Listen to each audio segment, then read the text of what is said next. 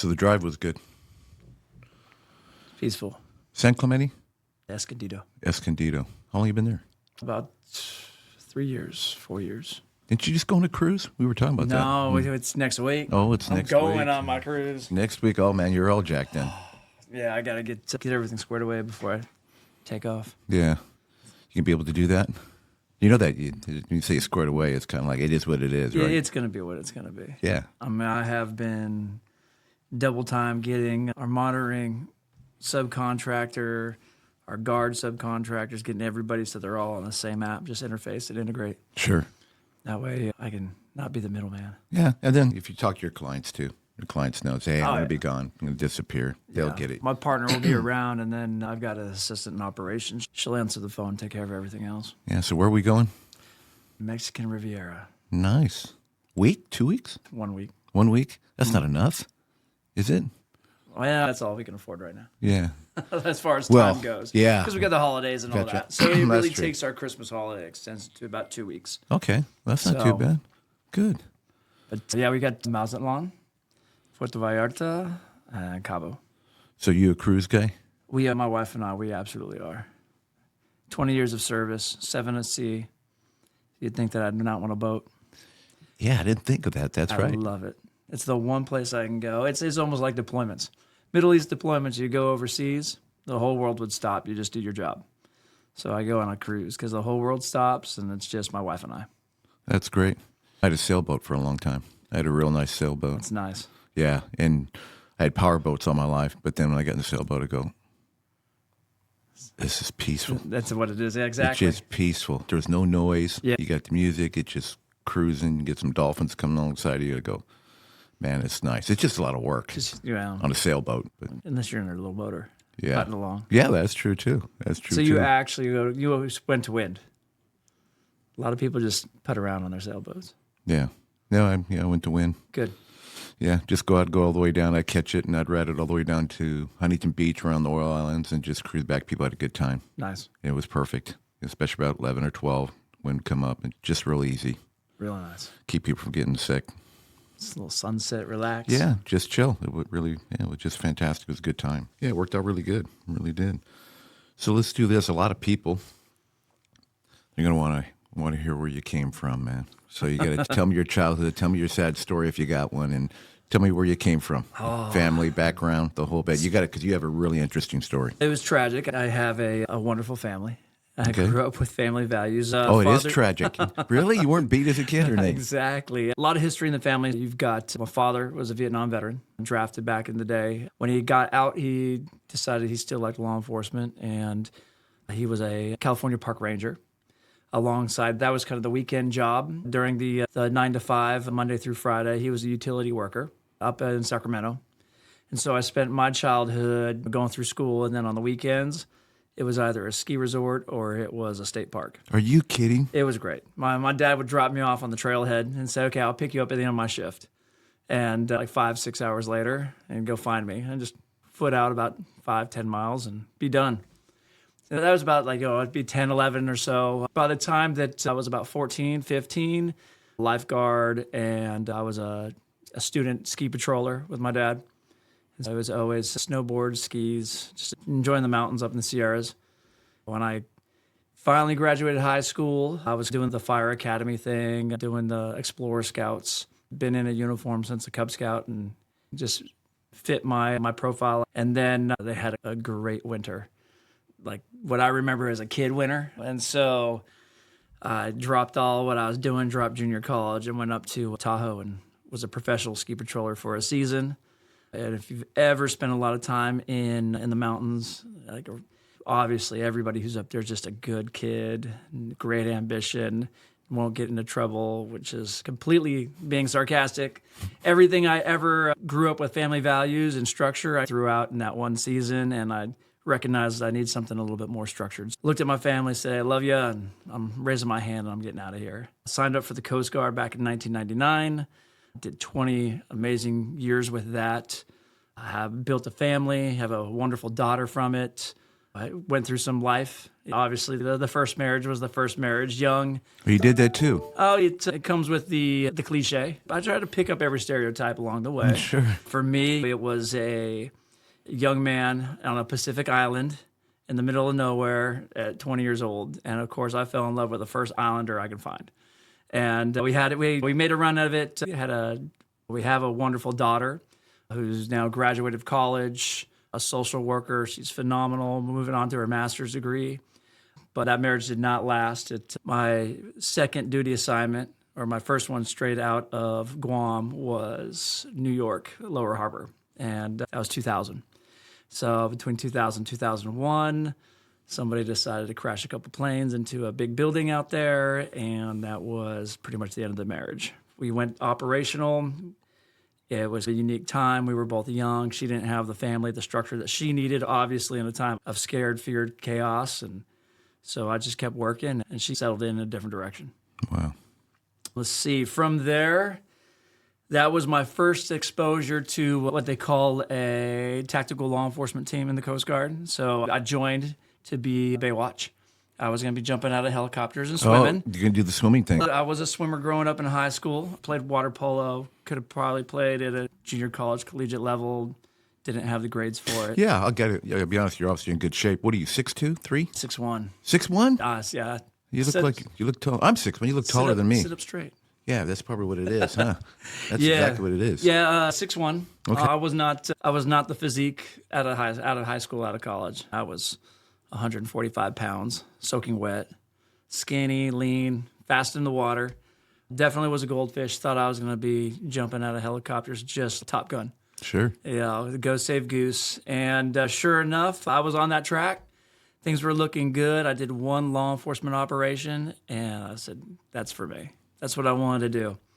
So from there, everything was more about finding law enforcement. It's interesting that I didn't even know it with the Coast Guard. Can you take us back a little bit? What is that, when you say law enforcement / Coast Guard, special ops type stuff, what is that? What does the Coast Guard actually do, or how'd you get into that? Back before 9/11, pretty much most of the Coast Guard, what you'll find is the majority of the Coast Guard personnel that are out there actually have a law enforcement authority. They've probably had some training. Some of them will be a boarding team member or a boarding officer level. The boarding officer, it is a federal law enforcement level trained, so they are law enforcement officers on the water. And so it didn't matter what your trade is, what you did. If you went and you did that extra training, you could then be part of that team. And so for me, as soon as I could, 2 years in, I got onto that team, and I was just a team member.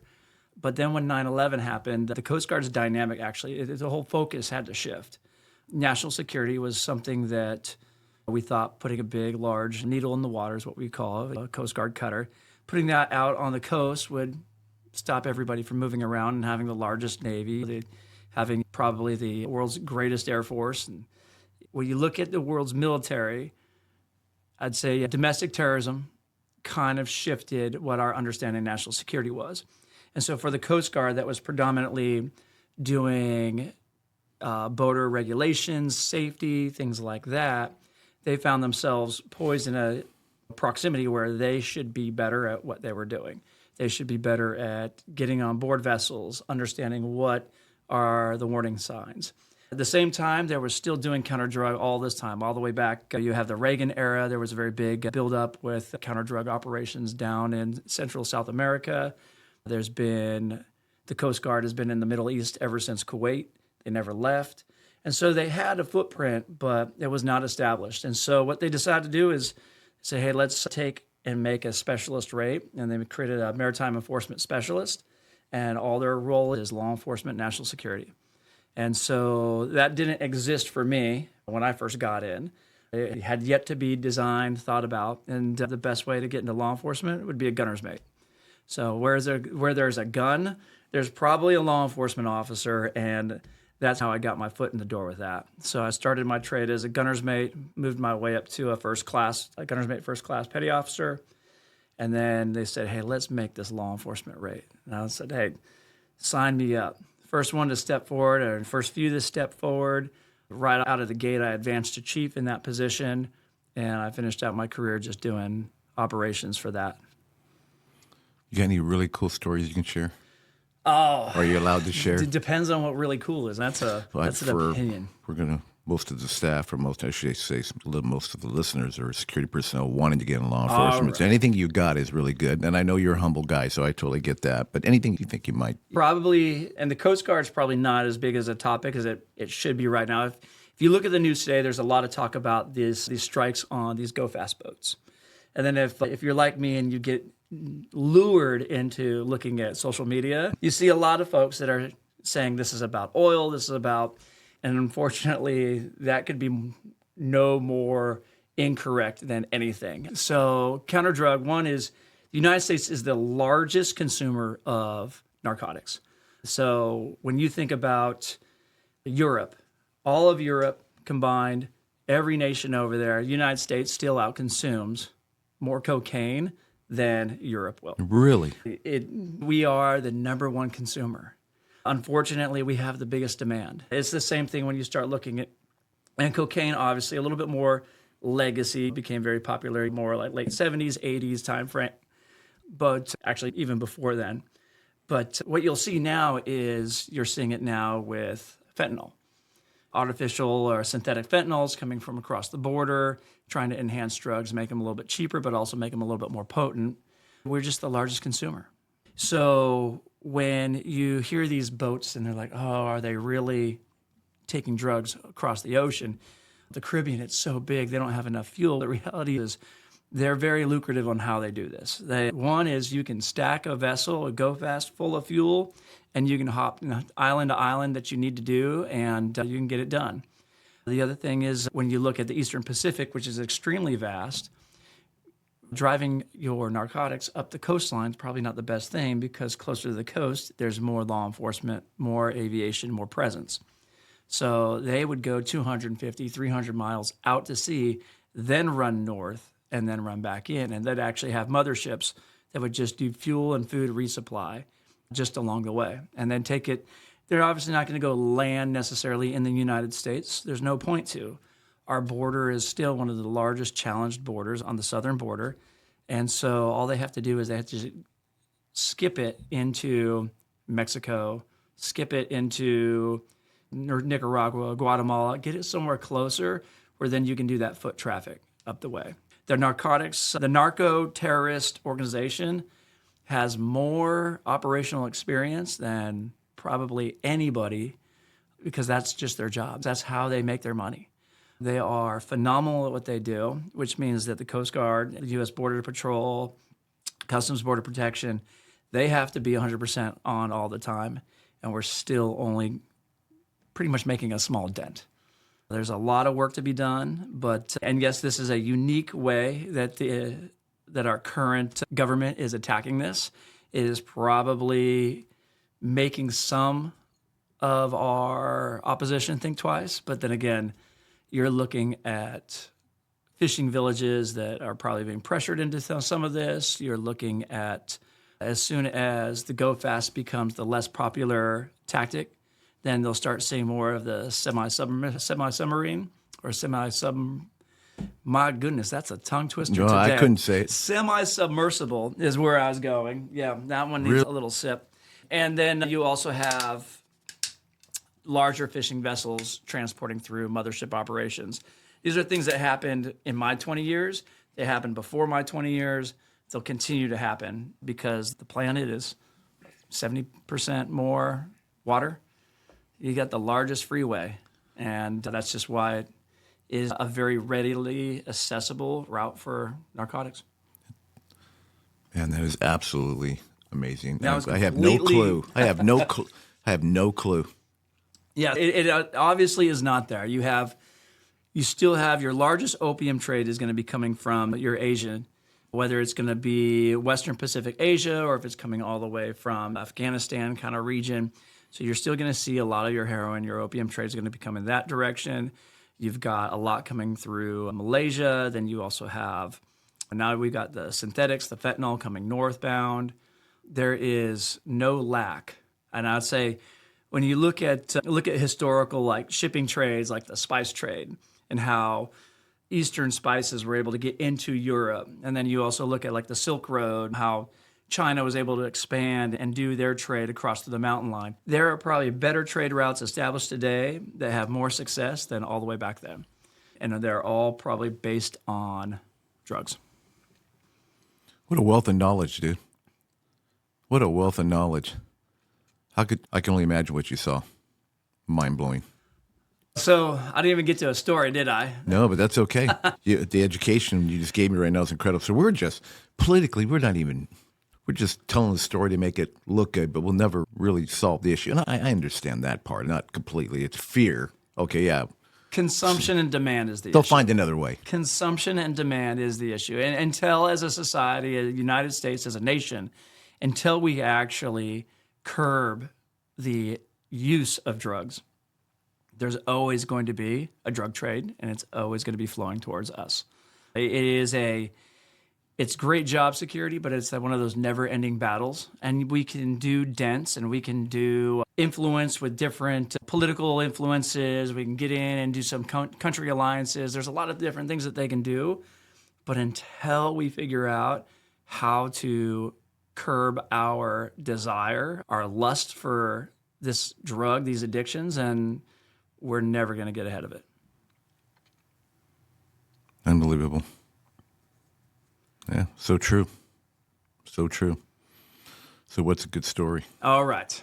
Let's see if I can do this one a little bit quicker because we're bringing up fun facts of 20 years of history. That's okay. So for us, primarily what I was doing at this time is we have these tactical law enforcement teams. They're about 12 guys to 14 guys, and we'll stick them in a United States Navy vessel. And the reason why we use the Navy is because we have the most robust Navy. Our detection and monitoring ability in the United States Navy surpasses that of the Coast Guard, surpasses that of any other Navy. And so they can sit there and they can find these little vessels in the water. And all they're going to be doing is down in Central South America, off the coast, is they're just going to start and they'll profile this vessel, that vessel. Drug runners back then, we had specific trends that we would look for. I'm sure there's new trends, and I have no idea what their MO is today, but we would look and then we just start querying, asking questions. And we had a fishing vessel that was pretty suspect. A lot of times when you have a fishing vessel and you got brand new gear and it's never actually been used and there's no fish in the tank and they're saying that they're fishermen, they're probably doing something else. And we had been following this vessel, asking them questions. We had decided that, hey, we're going to go on board. We had already gotten permission from another nation because it was a different flag vessel. We're in international waters at this point. So we have everything legally that we need to go on board just to inspect and ensure that, hey, you're doing what you say you're doing and you're not trying to bring drugs north towards the United States. Prior to every boarding, we do a safety check. We talk about, hey, this is your role, this is my role, this is where our medical equipment is, this is our communication plan. We just go through everything and then we run a risk assessment and say, okay, based off a series of metrics and weights, we determine how risky are we doing. Now, it's a very basic way, but since doing it, it was a good thing. In this case, it probably saved our life because as we're running our risk assessment, we were running a little bit longer because everybody was talking, and the lieutenant hangs his head over the flying bridge and yells at me. He's like, hey. I'm like, well, what is it, sir? And he's like, you got to go. I'm like, no, we're not allowed to deviate from this risk assessment. He goes, no, you have to go now. We were supposed to launch already. He goes, it's on fire. And I'm like, wait, what do you mean it's on fire? So we're on the leeward side of the ship. On the windward side of the ship was where our target vessel was. This thing apparently had turned itself into a 30-foot fireball explosion. And I'm like, how bad is it? You got to go now. There's people in the water. It's horrible. And so we scurry down the ladder. We hop in the small boat. We whip around the side of the building. That's the first time we can actually see it. And it's got a mushroom cloud reminiscent from the explosion that it had. And I look, and so I'm actually not in charge. We had just trained a new boarding officer to be in charge. And he just looks at me and goes, I don't know what to do. And this is his very first time in charge. He's shadowed other people. He got his qualification like maybe the week before while we were underway at sea. And I just looked at him. I'm like, let's people first. And so we just started going around, and as we just looked, there's about 14 people floating in the water. You can already see that there was third-degree burns all over some of their bodies. Some of them are waving at us. Some of them are pointing in other directions for us to go. And these little small boats that we have, I had a 14-man team plus equipment. We don't have room for 14 more people. And so we look, I'm like, I got to put you on board. And he's like, I got it. So we grab 2 individuals, haul them onto the boat. This is probably the ones that looked the worst. We went to this boat that was on, it was just smoldering at this point. Fireball was gone. And we throw the entire team over. And I look at them, I said, no matter what, team first. If you got to jump in, you jump back in, we'll come get you. And he said, what are you going to do? I'm like, I'm going to start fishing people out of the water. And one by one, we just start pulling one person, next person. Pull 14 men out of the water. Everything from 100% okay to some of the worst burns I've ever seen in my life. And as we started like even pulling these guys, you know it's bad when most of their flesh is coming with it. And we look and, hey, I got to get this guy over to the corpsmen and the medics on the boat. So we have to now we have to hoist folks, bring in a basket down. I got to load them in a basket, send them up. Unfortunately, 13 out of 14 lived.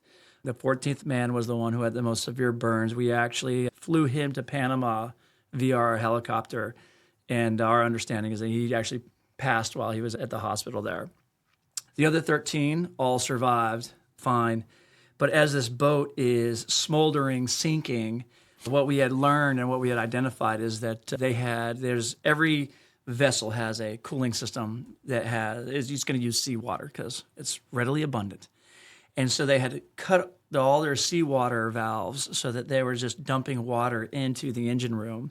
The engines were still on because they were still making way, and then they dumped 55 gallons of drum of gasoline into the engine room. So as they were still trying to move away and they were prepping their small boats and grabbing whatever things they wanted to grab, water's rising, gasoline on top of the water, hits the engine, starts to get warm, starts to vaporize, and then they tried to light a time delay. And the minute they struck that match, they blew themselves sky high. In reverse, had that actually worked the way it was designed, had we actually been done, gotten on board, we could have been the guys at the fireball. We actually saved the vessel. We were able to patch all the holes, put out the fire, and as we cracked open a couple of the tanks, I think we pulled something like 4.7 tons of base cocaine out of there. And by far one of the craziest, most dramatic missions. And what is interesting is this is happening still every single week, every month.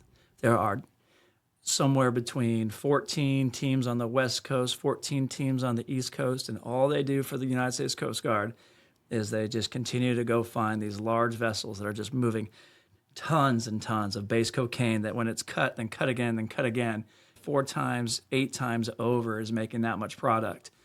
And that's what these guys, and actually guys and some gals do for a living.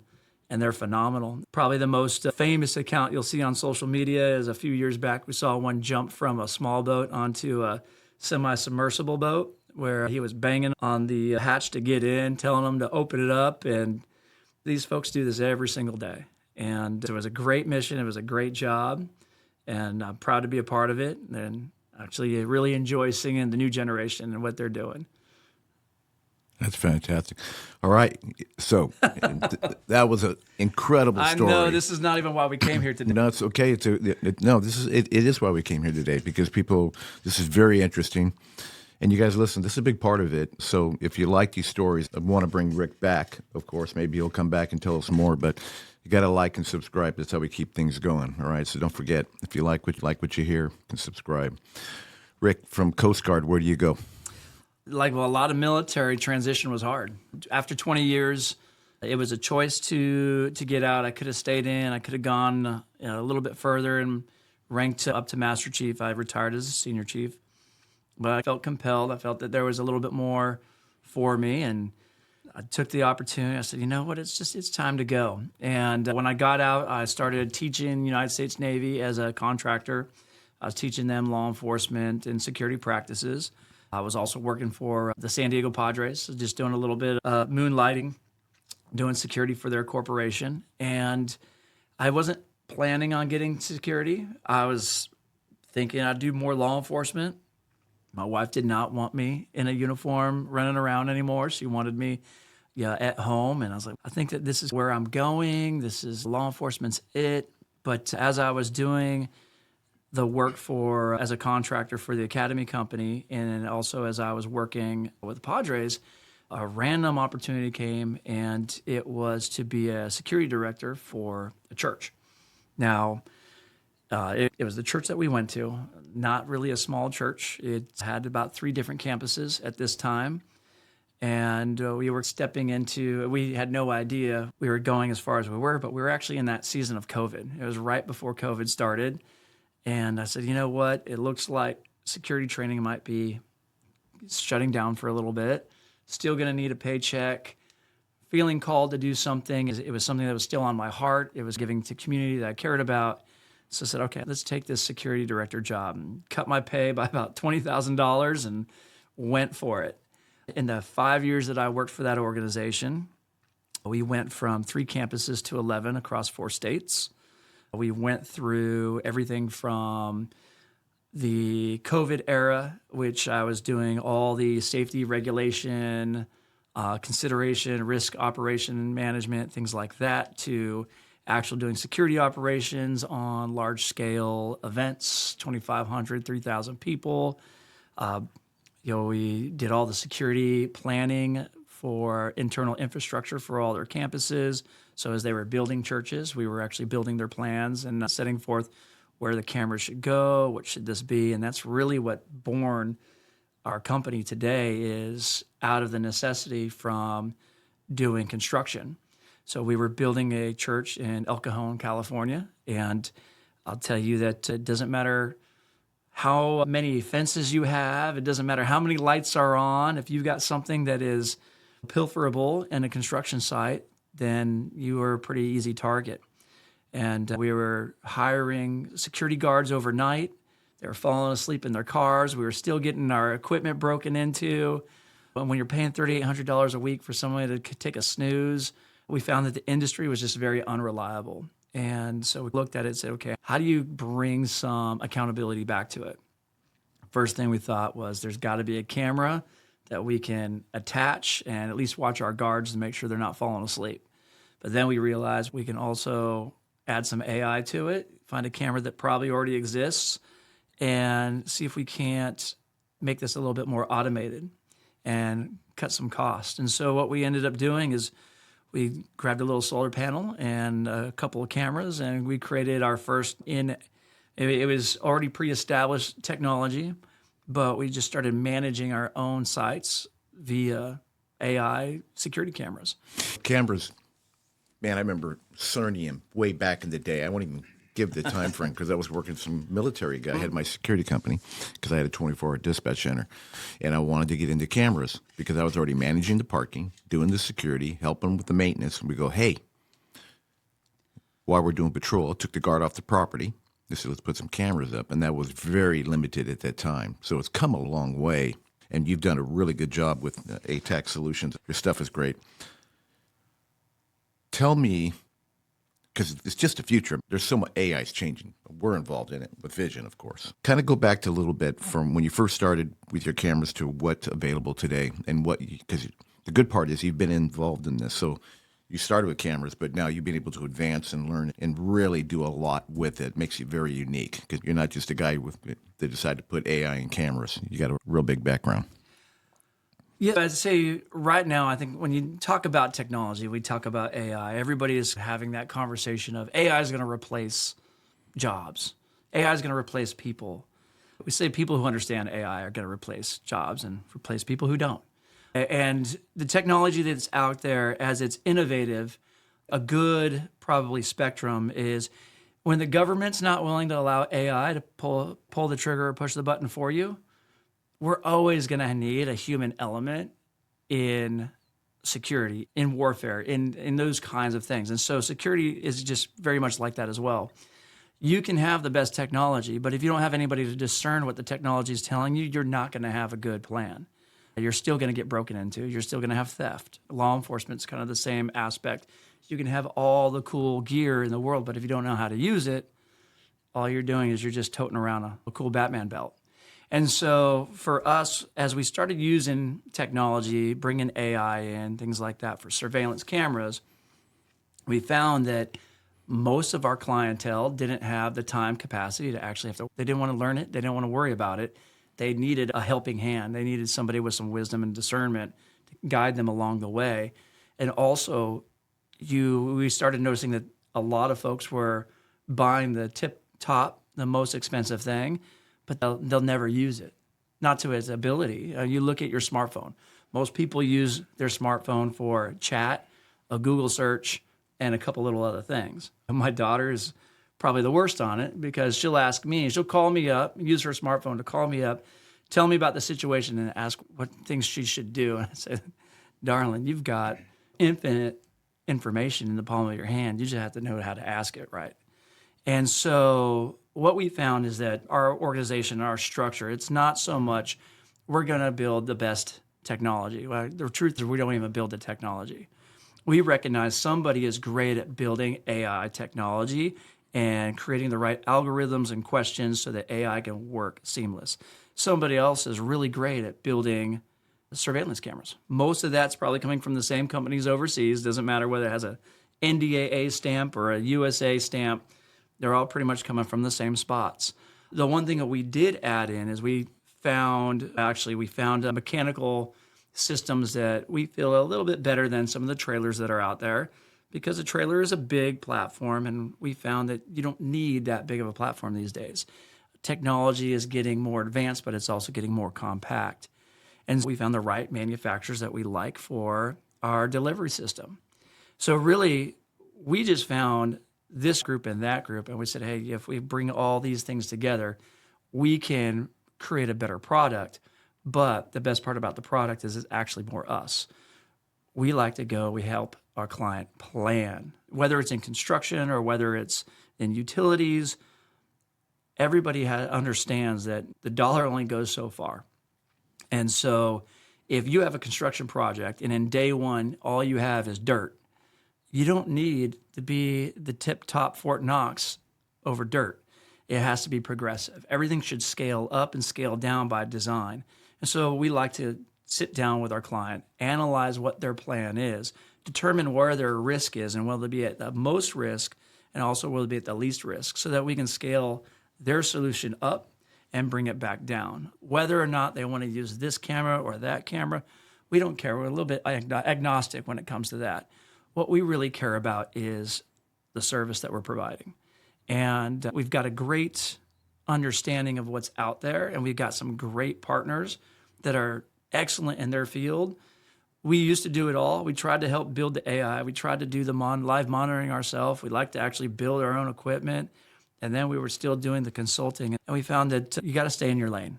And our lane is we actually bring operational expertise and understanding that the military is just phenomenal at. It's really, if I brought anything back from 20 years of service, it's how to plan and how to plan when the plan goes wrong, and then how to still adapt and overcome when even your secondary and your tertiary and your contingency plan goes wrong. Security, we have to be right 100% of the time. I haven't met anybody who's there yet. Doesn't matter if you're a Guard of World, a City Guard, if you're Allied Universal, you can be a whale, but you're still not going to be 100% because there's a human error to it. Even if it was all 100% technology, you're not going to be 100% because technology is only as good as the people who are programming it and telling it what to do. And so for us, we just found our niche is we're really good at bringing the right people into the right network and producing the best product. Rick, that is fantastic. That is so well said. Just what you told me. I'm telling you, if I was sitting at the table as a construction company, I would say, let's bring Rick Young in from ATAC. Let's do it smart. We're going to spend money. We're going to spend dollars. Let's just do it smart. And I'm thinking, just what you told me right along, I'm already thinking like a CEO, I'd be thinking, we just wasted so much money. Could have brought this guy in from the beginning. We got dirt. Take me from dirt to completion. Can you do it? Great. I can just imagine you coming in, setting that up, the cost, right? When there's a problem, then you stack, like you said, right? And that's not done today. And it's not done because there's a lot of people that don't have the experience. It's just security companies that saw, hey, I want to get rid of my guard. They want cameras, but there's no experience. It's just instantly, it's a desk with a camera or a TV with the same guard that falling asleep at the office, depending on the AI to maybe alert the camera to tell them. And what do they do with it? Vision InSites is the simplest, most powerful security guard management software. No long training, no complicated systems. Guards can start reporting in minutes. Train your teams with micro trainings, attaching video to individual checkpoints to walk them through sensitive procedures. Submit accurate reports every time with dynamic observations that automatically rewrite, categorize, and prioritize, removing human error. And grow your business with daily, monthly, and quarterly insights, the most advanced reports available today. Vision InSites, the simplest, most powerful way to report. Even in the guard industry itself, it's some of the same challenges. When you look at security guard industry as it is today, a lot of it has a foreign external influence. So I'm not saying that in a negative. We're the land of opportunity. A lot of folks who have come to our nation, obviously the right way, because if you're going to establish a business and you're going to get your BSI, IS certifications, there's going to be legitimacy there. But if you go and you travel abroad, you go down to Central America and you pull into a restaurant, the parking lot sometimes will have a guard with a shotgun because that's just what San Jose is like sometimes. If you go to the Middle East, you'll see something a little bit different or sometimes a little bit similar, depends on where you're at. Security in a global level is different than how the United States views security. Globally, everybody's more comfortable with a body just standing out there and normally with a shotgun or a rifle or something to that sort, and it's enough deterrence. The United States doesn't want that. They want everything to look clean. They don't want for us, somebody in a uniform with a large shotgun or a higher caliber rifle, it brings us back to the fear of that we're actually touchable. And yes, we'll see security guards, but we reduce that down to let's do the most minimum wage possible. Let's just do it so it gets done. They'll have no formal education with the exception of a very easy qualification. Most of them got online. And we're not going to develop them. We're not going to train them. We're not going to take them to the next level. And we're not going to pay them very well. So now you're looking at an industry that does not want to pay folks that at times can be at risk. And so you'll have a lot of outside entities looking at, hey, you know what, we can do this. That's the reason why Garda World, and in my opinion, why Garda World, why Allied Universal, they're a city guard, they're all successful. And the reason why is because not they're going 5 feet deep or 10 feet deep, they're actually going 1 foot deep, but they're going a mile wide. They can keep the market very inexpensive, and they can rotate somebody who's not that good, and they're just going to throw a body at a challenge, whether they have the experience or not. So the other side of that spectrum is you've got the military or the law enforcement retiree or veteran, and they think, hey, I want to take the shot of building a business, but they're used to very dynamic training, higher expectations of excellence, quality control, and they also are coming in with a higher price point. And so you can either go with the cheapest thing, or you can go with something that has more experience, which is probably the high end of the spectrum, and nobody's finding that middle ground. So if you're a CEO, or you don't even have to be a CEO, if you're the project manager in construction, or if you're the operations manager in a utilities yard or a facility, how much time do you want to spend trying to figure out what kind of guard you should use? That's what we like to do, is we like to say, we can go and we can be the guard if we really want to. If we can have a license, that's all fine. What we rather do is we rather go find 3 or 4 different options and find the right company that will come under our leadership, our training. We give them our access to our software so that a guard on site can use the same technology that we have and actually communicate on the same a reporting platform that we do, and even communicate with a live monitoring in a whole different state that's doing it for us. We can bring them all into the same understanding of network, and it's nothing more than joint operations. Whenever you see multiple militaries, whenever you see multiple agencies, law enforcement, we're not following one TTP, we're following whatever the operations TTP is. And so with that, we just build what works for the client, and we help them and say, hey, your security guard left at 12 o'clock and said he clocked out at 4 o'clock. We're going to go and talk to the company for you right now. And so when we do that, they decide whether or not they want to stick around on the contract or not. If they want to dispute it, then we go and we give them somebody else. And we say it might be worth a little bit higher price point. Or this person who we just caught doing something wrong, we say, we don't want to see that person on our job site again. And I say, no problem, we already fired them. And it's a horrible situation, but the truth is that it's the consequences. Somebody made an action. They lost their integrity, and now the company that they worked for has the choice of, we can raise our standard to the integrity that we're holding them accountable to, and you as the project manager, operations officer, you don't have to worry about any of this. We're just going to do it for you, because it's better to have a complete security solution than have you spend the time what you're supposed to be doing on security. Yeah, one point of contact. How many hours are wasted just in doing quotes alone? The same logistics officer can say, hey, let's look at cameras. Let's look at these trailer systems, and spend half a day getting quotes. How do you get through all the... Nobody's proactive. Everybody's always reactive. They always wait till something happens. Big dollar, and then they go, oh, okay. It's like a lot of police departments, right? They don't do their training and all that. They always wait till something happens. They go, oh, now we got to do something, whether it's a political move. So now you got these corporations. They have these low budgets, right? They don't have operators in there that really know what the hell they're doing. The industry has a bad reputation. I've been trying to change it. It's my whole goal for this. That's what this podcast is about. I want to try to change the industry, find operators like you in conversations where we can go in and share that intelligence with technology today. And just, you know what? I dealt with over 3,600 security operators over my 19-year career or 16-year career. Mm-hmm. So it's 4 after that. So I've got a pretty good resource of operators are pretty good. Yeah. But then they're always fighting the budget with Allied Securitas because they nickel dime. They do $1 million presentation, but after that, they're no different than anybody else. You spoke it very well, right? Mile wide. And 1% growth each year, hey, the investors are happy. Absolutely. So what you have, I love this, and you and I are definitely going to talk, and I'll tell you right now, we are definitely going to talk because there's a lot of businesses, commercial properties, residential and stuff that need you to come in, and what a foundation to be able to give them that education piece first. Let's just start over. Let's just take your budget, let's throw it out the window, okay? Let's just talk about you right now.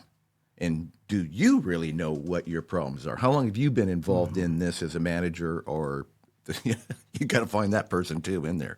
You're absolutely right, but you also, a lot of the industry has already experienced it anyway. They just are under the impression that there's a one-size-fits-all to security. So in construction, in utilities, and logistics, everyone, they expect if they're going to need something in a lot, they have to call LVT or ECAM. Where if they feel they need a guard, then there's just the millions of different guards that are going to throw, and they're going to provide the same kind of service. Neither one's going to talk with their security officer or with their operations officer, but most of them have already been driven. Like you said, they're reactive. They've already experienced loss, whether it's batteries walked off from the equipment during grading to tools walking out in the middle of. Yeah, electrical cord. Or then you start looking at switch gear, you start looking at network equipment, you look just copper. All of that is something that in construction they see. It's something that they'll see in utilities. And so really it comes down to what have you experienced? The truth is if we walked in and said, oh, what we have will fix this. No, what we listen to might help. If we don't ask the right questions and we just say that we have the solution with one product, then we're no better than anybody else who's in the system. And yes, bodies are great, and bodies can really help eliminate a lot of the challenge, but manpower is extremely expensive. And even then, some of our construction sites are massive. You can be on one side and have no idea what's going on the other. And so then you look at bringing technology as a force multiplier. So when you look to the client and how do you get them back to proactive, sit down, have the conversation, and remind them, ask them where they've been before. What did they see before? And a lot of it comes down to be willing not to just go throw a price. Most of our first-time clients come into the door and they say, hey, how much would it be if I had this? And we ask them, so what are you trying to do? Because I can quote you out for a piece of equipment and get you on a live monitoring, but the reality is that if they're sneaking in this corner over here, what you want might not deter that at all. And so I think a lot of it just comes down to reinforcing that there are members in the security industry that don't just think that they can solve your problem by throwing a piece of equipment or throwing a person or a body at it. It really is an equation to be solved. And it all starts with listening. The other thing, too, I notice even like in construction sites, this is very basic, but I'm going to throw it out anyhow. You got a piece of dirt, and where they start sticking equipment and construction materials that make it nearly impossible for even one or two people to do it versus thinking, hey, let's take equipment where it's over here, where we can manage it, and put a camera over here, all the important stuff, VIP over here, right? Mm-hmm. Junk we don't care about over here, right? Focus our tours over here, that kind of thing. And that's where it requires somebody like you to come in first. And that's what I would love about this. This is going to be a great piece to send out to constructions. I'm even going to forward this out to people who say, hey, before you do anything, make a call. Just get educated, period. Quit looking at the equipment. Get educated. Make a phone call. Spend 15 minutes with Rick. Make a phone call. This is really good, Rick.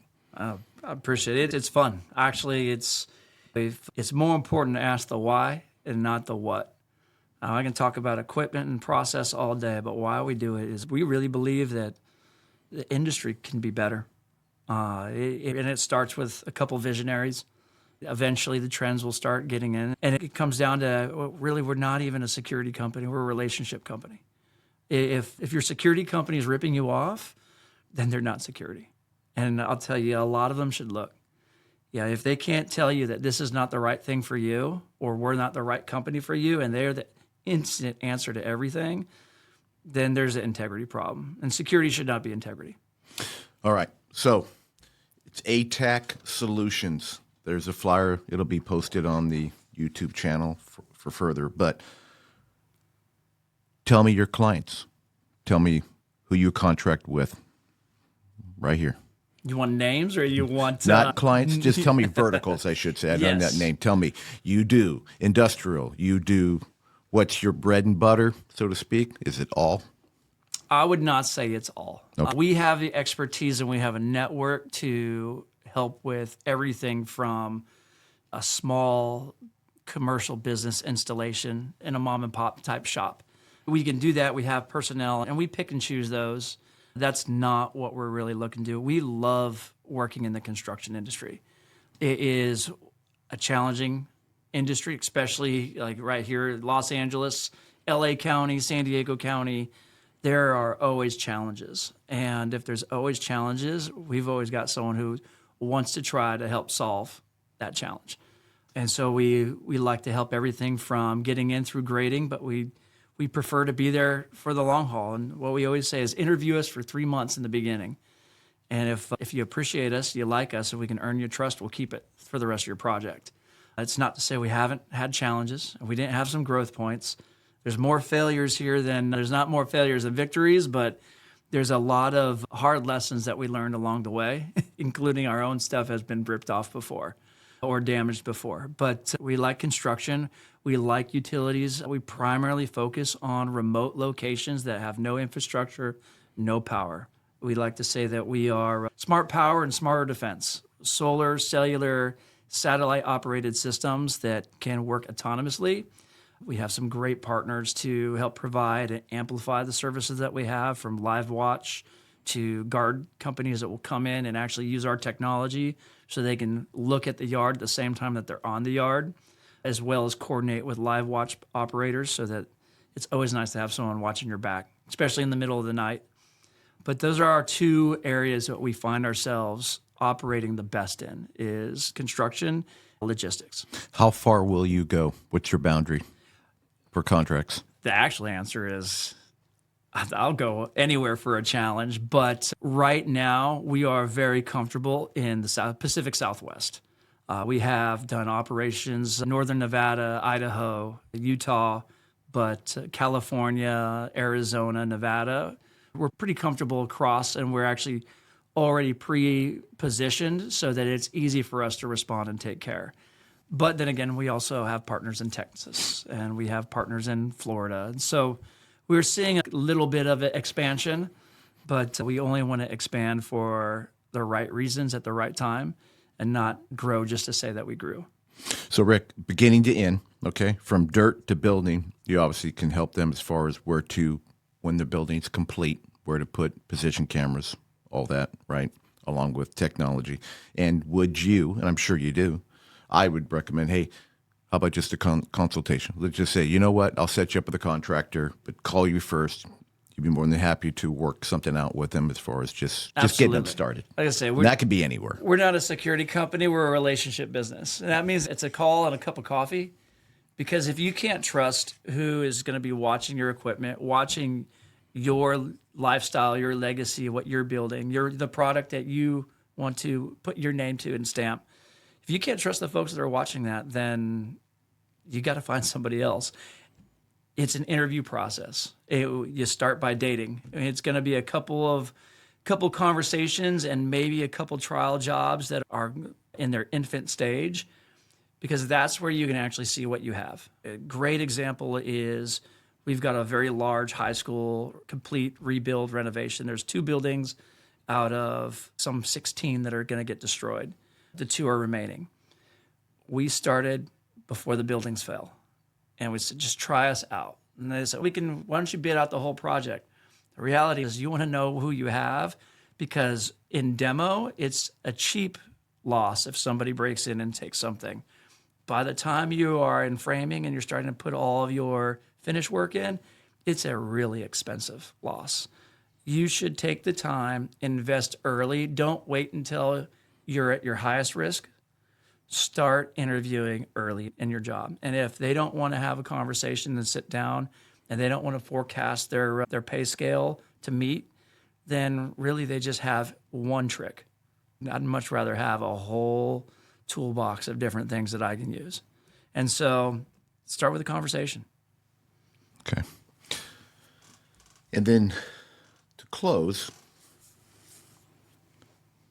and I hope I can say this right without offending everybody in the camera industry. I'm a client. What's the number one simple thing I need to be careful of if I'm looking to put cameras in that people try to sell, or very basic, that you hear all the time when you walk in the door? Bite, and you go, you have to bite your tongue. It's just like you hear it all the time. Oh, top of the line. If they want to sell you the top of the line product, if they've got several series in their inventory and, this is the top of the line, this is commercial grade, the reality is that almost all of it is the same line. Yes, you can see, and you can get into the weeds of different abilities, but even with AI in a camera can be replaced by AI in a computer hub. And so that can actually do a different level of analysis. And so for me, the latest and the greatest is probably not as great as they're leading it on to be. And so try to find the right thing that works for you. Don't go with all the bells and whistles. Go with the things that actually make sense for you. You can see great equipment. You can see great equipment even in your local warehouse store. Yeah, you can go to Costco and that camera's still going to work. It's really, do you have the right understanding of where to position it, how to set it up, how to tune it so that it's actually doing the job you ask? Or do you actually want to go and spend $6,000 to $8,000 and have somebody put in something that's almost the exact same quality? It just has a different label to it. So be very cautious. Find somebody that will actually sell you the system that you need, not the system that you want. They want you to have, because then they're just really trying to upsell and mark up. All right. I am going to mention, because we didn't talk about this, you have obviously a very good executive protection background. You've done some pretty good work for some Didn't you help Charlie Kirk people a little bit? I was fortunate. In my security director with the church, we actually had a great relationship with Charlie and a couple others. And we've had a couple larger events with different levels of politicians, a lot of them on that Christian kind of community side. And so we've had them come and speak multiple times. And we were able to see what security looks like, what the executive protection looks like. Did it in the military as well. Just everything I was doing was not always counter-drug operations. It was sitting in Chicago for a G8 summit with different presidents from other nations, and with evac routines and routes and things like that. We have some experience in it, both on the high response side as well as on the planning side. Yeah, I wanted to throw that in towards you, and that's very important. Rick, I love doing these podcasts because I was never an executive protection guy, but the more I meet executive protection, I'm telling you today, I would tell everybody today, don't just call a security company. Call an EP guy that's got his shit together and ask him first. Then go talk security. Then go look for security. Versus just don't grab the phone book and think a security professional with a BCIS record or BSI. And who knows who that person is today. So, again, you guys, ATAC Solutions, and you and we got to do this again. And you and I are definitely going to talk because I love what you're doing. I love you. I love the way you set things up and the way you program it and position people. And I want to take care of my clients, and I want to take care of the industry. I want to try to change it with you. So we're definitely going to have more conversation if you're open to it. Oh, absolutely. This was a pleasure. I feel probably spoke too much about myself, and there's a lot of different things we can dive into. I love seeing what AI is doing. I love seeing that this is a great time to talk security. We have amazing things happening with the World Cup is in next year, 2026. Yeah. We have the Olympics in 2028. This is the time to get our industry in order because we will be on the world stage. And the last thing we want to do is come up short. I want to hook up with you, especially with what we're doing with Vision InSites. You saw some of the technology we're doing with that. I know there's a way we can incorporate that. Oh, absolutely. We can drop that in. We've been using you. I was familiar with the past work that you've done, but also we've been using Vision InSites for some time now, and the quality. We're looking forward to see what's coming up next. Pretty scary, huh? Oh, it's again, we'll always be evolving. Innovation is just one idea and one execution away from the next thing. So I'm curious to see what you guys have next. All right, bro. Listen, thank you again for coming. Again, you're super humble, and I'm glad I got what I got out of you. Yeah, I think it's going to be a very interesting podcast. I think people are going to really like it. And again, you guys, like and subscribe. You can reach Rick Young. You can find him on LinkedIn. It's ATAC Solutions. We'll have the information below at the bottom of the channel. You can DM him. You can DM me. But thank you, Rick. Thank you. All right, bud. Comment, like, share, and subscribe.